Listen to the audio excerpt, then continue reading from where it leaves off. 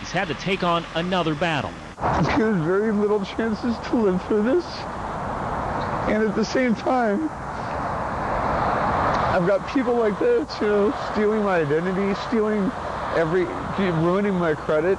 Any chance I had of going home and buying a house, I don't want to have to be dealing with this. It's just unbelievable to me that people would pick on, or target people that are considered terminally ill. That's just morally irreprehensible. I would call, all the banks back and say, look, these are, I don't know what you're getting here, but it's not me. I'm not applying for credit. As a matter of fact, I'm dying in a hospital, and I need you to, mark my credit or put a flag out that I am not applying for credit at this point, and don't issue any credit in my name to anybody. I had no other business with any other entities in Seattle besides the hospital. I was enraged. I mean, I screamed and yelled. I complained to the hospital administration, the doctors, the nurses, anybody I came in contact with. I tried to call the police. I tried to call the FBI, the federal postal inspectors. Nobody would listen to me. Nobody would take a statement from me. My credit, my bank accounts, this was the little bit of money I had left in my bank accounts by this time. I'd been sick for over a year. I needed access to those accounts to stay alive, to pay for my medications, to pay my deductibles. So these identity thieves were literally taking away my ability to live. Drew has done everything imaginable to try and stop these charges. He's notified his creditors, he's notified the police, and he's notified all three of the credit bureaus. Eric Drew has a very severe form of leukemia and has been given a less than 20% chance of survival. Between chemotherapy and transfusions, Eric Drew spends most of his days in Seattle hospitals. Drew hates to think the very people he trusted to make him well would rip him off. To learn that it's actually somebody who's working with me and other patients on a day-to-day basis is just horrifying. That cancer patient was barely clinging to life here at the Seattle Cancer Care Alliance. A hospital staffer inside this building who drew the man's blood every day was also apparently bleeding that cancer patient's credit rating dry as well. The more I laid there and did nothing, the worse it got. I had to do something about it. If I had any life in me at all, that's what I had to use it for, was that. This is recorded November 1st, 2004. I am now going to tell you my story about the experience with identity theft, and I will try to make it as brief as possible. My frustration level grew as more and more application confirmations and then collection calls started to come in. Months went by where I was extremely sick and unable to pursue all the calls and letters regarding the fraudulent accounts. I again complained to every authority I could think of, and nobody, again, listened. From my sickbed, I called the banks who issued credit and told them of the fraudulent activity, but most of them refused to stop the accounts without notarized affidavits. There was no possible way I could obtain these affidavits from my hospital bed in my condition with my limited funds.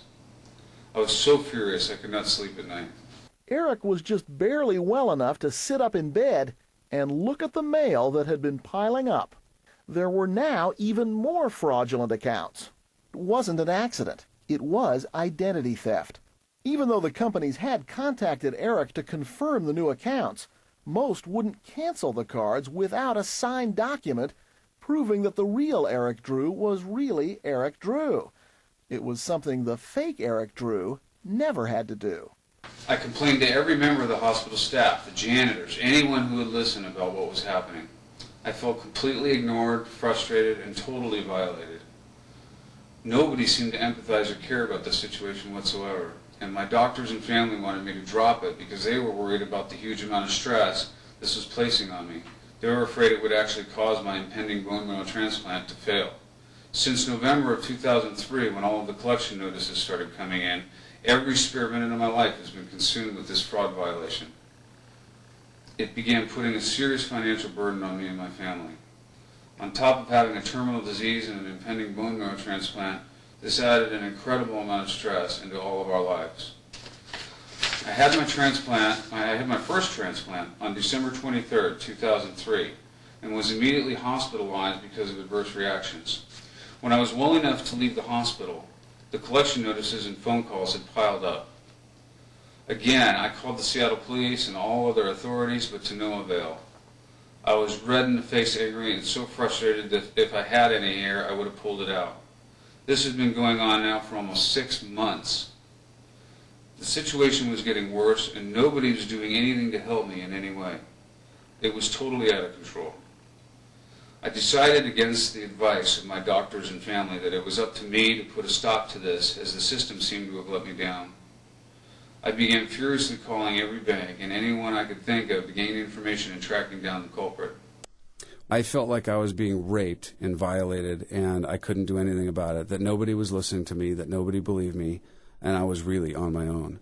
Imagine having to go into a hospital every day, not knowing who this is, not knowing if the bags that they're hooking up, now that you're onto them, the bags that they're hooking up could be some sort of poison to induce a heart attack that'll never be diagnosed. They're trying to just rub me out and get rid of me. I mean, I didn't know if every day I went into that hospital was going to be the last breath I took because whoever was doing this to me would kill me. I didn't know who to trust.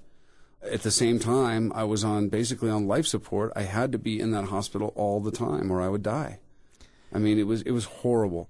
I told you weeks ago to shut this down, and not only did you not shut it down, but now you've issued the guy even more credit. I went into this rage, and after about 3 days, my medical condition was worsening. Nothing was happening with the identity theft. And he's not getting any help from the police or the banks, so he hits the streets wearing a life support backpack to find the thief.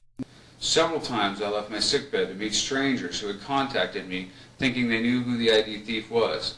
I even unhooked my infusion lines and met strangers at the docks at night out of desperation to catch this perpetrator.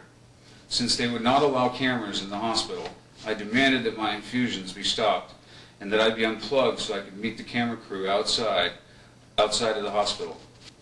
Who can I trust? Anywhere. How can I look at anyone the same anymore?